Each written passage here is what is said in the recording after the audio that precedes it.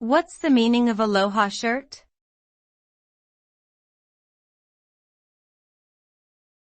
Aloha shirt.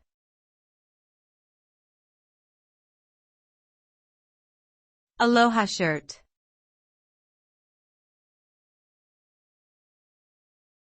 Aloha shirt.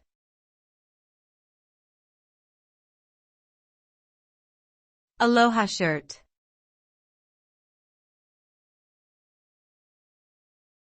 Aloha shirt.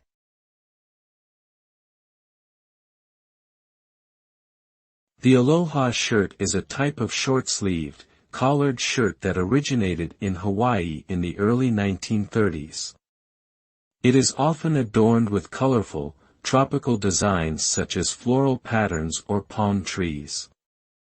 The term aloha refers to the Hawaiian word for love, affection, peace, and compassion, and the shirt is often worn as a symbol of the relaxed, island lifestyle.